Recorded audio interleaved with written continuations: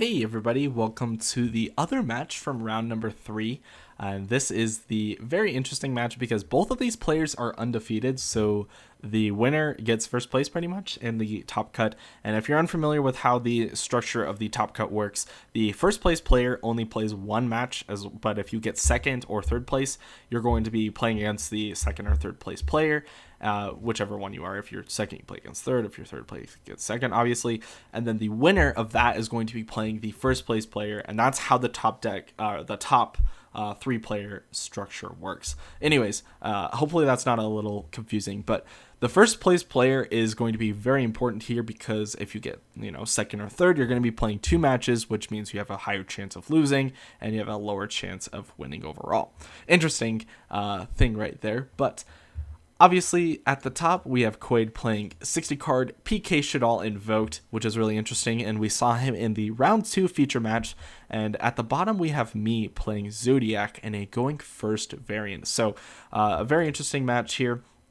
You saw my deck in the first round feature match, so we have yet to see these 2 players play against each other. So I believe that I lose the die roll, meaning that Quaid is going to be opting to go first, obviously because his deck is fantastic in going first. And he's going to start off with a Pot of Desires, banishing the top 10 cards of his deck, and drawing into a copy of Terraforming as well as Shaddoll Fusion. Of course he draws in a Terraforming, just being able to search him into a Meltdown to search the Alistair. And then search from the Alistair, he's going to search the Invocation. But that's going to get hit here with Impermanence. But that doesn't matter because he drew Invocation, so that's going to suck for me. I didn't think that he did, but he did. And so he's going to be fusing the Beast and the Invoker, Beast in his hand, obviously, into a copy of Kaliga. So he's only able to use one monster effect for the rest of the turn. So he's going to be using the Beast, and then he's going to be linking it off, so he's no longer under any restriction, into a copy of Karashi. Now he's going to be using Shaddoll Fusion, I believe here, to fuse the Aerial as well as the Squamata, which the Aerial is going to be banishing the Impermanence from my graveyard, and the Squamata is going to be triggering here as well to send a card from his deck to the grave, which will be sending Resh Shaddoll Incarnation, so he can use it for later. Cross Shape is going to be triggering here as well to summon the Kaliga back from the graveyard, and at this point I'm under a lot of restrictions, and he uses his one monster effect, being the, sorry, that's actually not a monster effect. He uses the Invocation to add the Alistair, which, yeah, definitely isn't a monster effect. So I'm playing against a really interesting board here, and in fact I do make a legal activation here, but it's not going to matter in the long run, and I'll tell you why here in a second.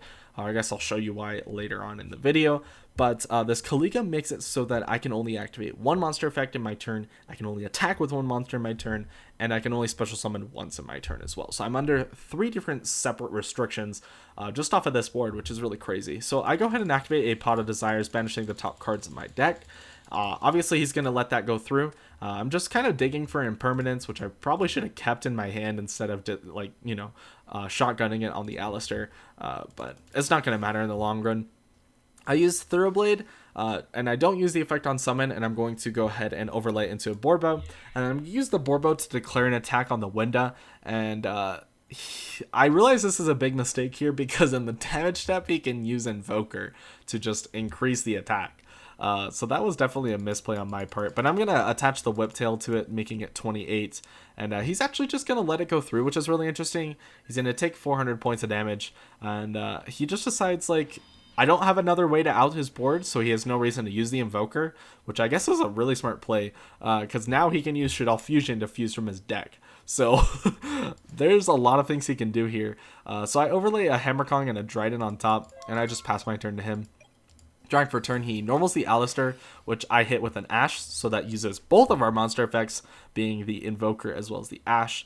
And I make an illegal activation here, activating the Solemn Judgment because Meltdown's on the field. I forget Meltdown has that restriction, but we fix the game state here in a second, because we do realize the Meltdown can't negate the Judgment, so I gain my 4,000 life back.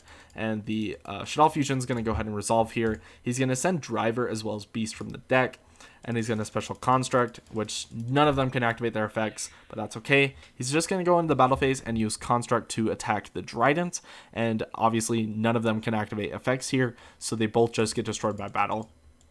And yeah, then he passes his turn over to me. I draw into a Winder for turn, and I'm pretty much forced to like normal one of these and then just hope for the best. So I normal it, and I decide to attack over the Cross Sheep instead of attacking over the Invoker.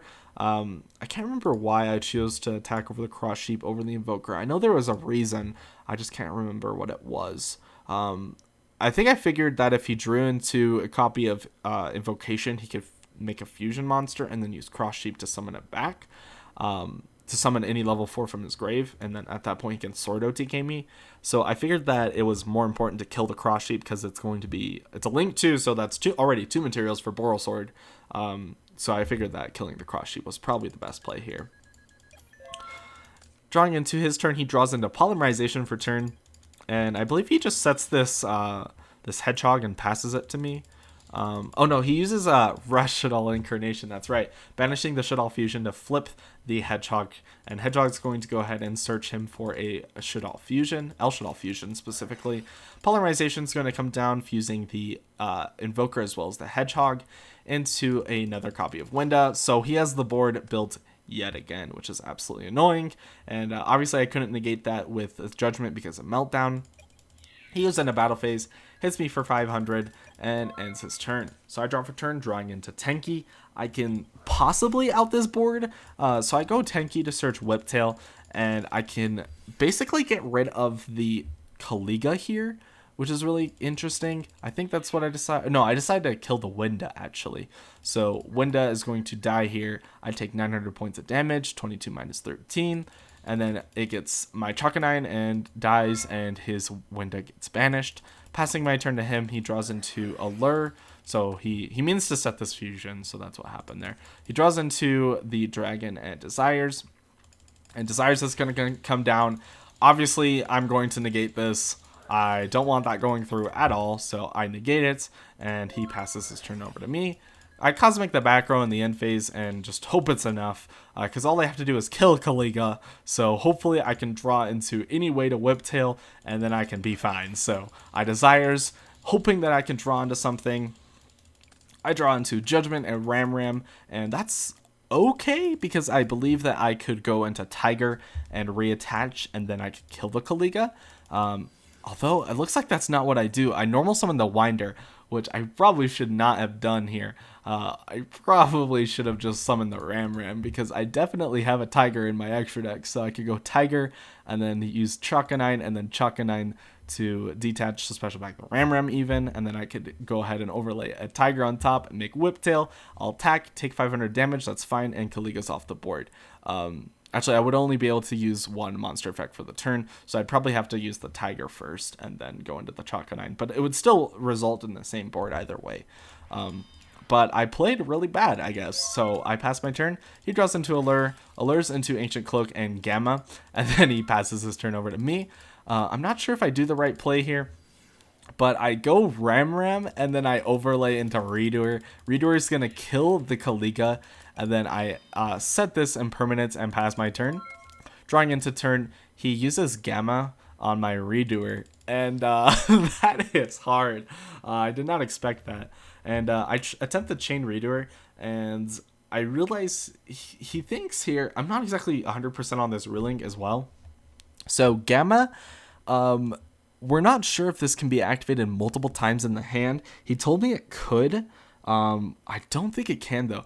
Like, what he was saying is that, like, if your opponent has Appaloosa, then if you activate a monster effect, or if they activate a monster effect, you can chain Gamma, and then they can chain, Appaloosa, and then you chain Gamma to the Appaloosa, and then they chain Appaloosa, or, like, you can basically just run all the Appaloosa negates down, which doesn't make any sense, because obviously Appaloosa can be activated once per chain, but I'm not 100% on that, because if I chain the Redoer here, I should be able to get it in the end phase, but it's not going to matter either way, because even if the Redoer is banished, then he can summon the Driver, and at this point, that's game, because 25 and 1,000 is game. So, yeah, either way, he has game here, so I lose. Going into game number 2, I opt to go first, obviously, because my deck is great at that, but I unfortunately don't draw into Judgment or any hand traps, or I guess I draw into the Phantasme, which is okay. Tenki's going to go ahead and search for Ram, and then Thoroughblade's going to discard said Ram, and I'm going to draw into Called by the Grave. Chakanine's going to special back the Ram, and then at this point I can detach for Winder, and then use Winder's effect to search for Retrograde, and then I can overlay Boardbow, and then overlay the Tiger, and then overlay a Trident. Trident's going to pop my own Ram, which will special back Thoroughblade back from the grave, and I can overlay those into a copy of Redoer. Then I'm going to set Retrograde as well as Called by the Grave and pass my turn.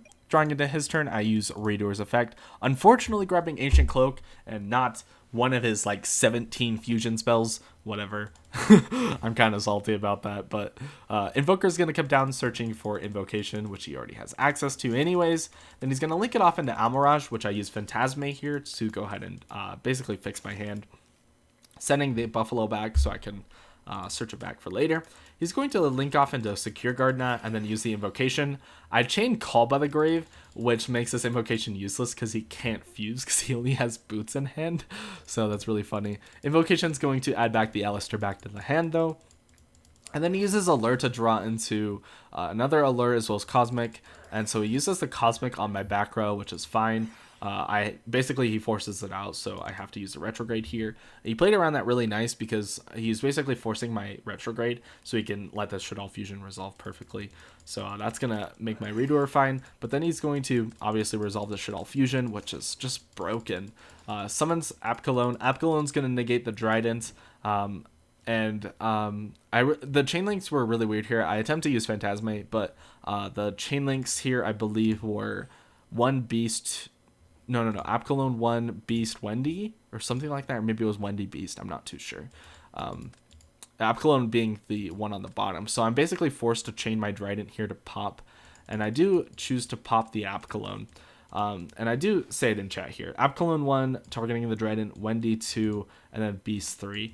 So the Beast is going to get him a draw, which he did. The Wendy resolves. The Trident pops as chain link 4. Then he draws for Beast. Wendy resolves to special, and then the Apkallone resolves, and the Trident is now permanently negated. So that's what happened there.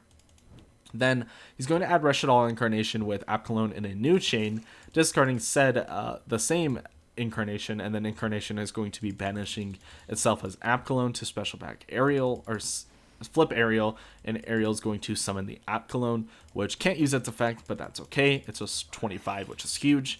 Invocation is going to be coming down here as well, which I believe he fuses from his hand, if I'm correct. Uses the Alistair in hand and the Secure Gardener on field for a Macabre, and at this point he has a Spell Negate as well. He sets 2, and I think he just keeps this Allure in hand, which is fine. Apkallone's going to kill my Phantasme with 100 points of damage over, and then the Macabre is going to be killing my Thoroughblade, or my Redoer, and I'm basically forced to use the Redoer here. The Redoer would be able to come back, but obviously he can't negate it. He could negate it with Macabre, but he doesn't have a monster in hand. So the problem here is that he's going to get Ancient Cloak, which is going to get him another Fogblade, which is really going to suck. And I think he actually is going to be able to search for the copy of Phantom Knights of Shade Brigadine, which he can use with Ariel into his own Redoer, which I think is exactly what happens. But I'm basically forced to use it because either way, his Ancient Cloak is going to be going to the graveyard. So I decided to use both effects to go ahead and draw a card, and then the Macabre is going to be clearing the Trident here. Then he's going to use the Ancient Cloak in main phase 2 to search for Shade Brigadine. He has no traps in the graveyard because the only trap that was in his graveyard was Incarnation, which he banished. And so now he's going to set the Shade Brigadine and overlay it with Ariel into his own Redoer. So now he has a spin, which really sucks. End phase, Redoer comes back, which I fix here in a second. And standby phase, I attempt to use my Redoer first, obviously, since I'm turn player. And then he uses his Redoer, which attaches Thoroughblade, which is fine. He can use his Shade Brigadine to send one of these to the top of the deck, but he doesn't do that. So I use Desires here, banishing 10, and I believe he hits me with Macabre, just negating it, which really sucks, but that's okay. I use Redoers and I attempt to draw a card, and he hits me with the Fogblade, negating my Redoer, and that sucks. So the spell card's actually still attached with Invocation, which is really interesting because Redoer doesn't detach for cost, it detaches for effect. So because the effect was negated, it never got detached in the first place, so it stays attached to my Redoer.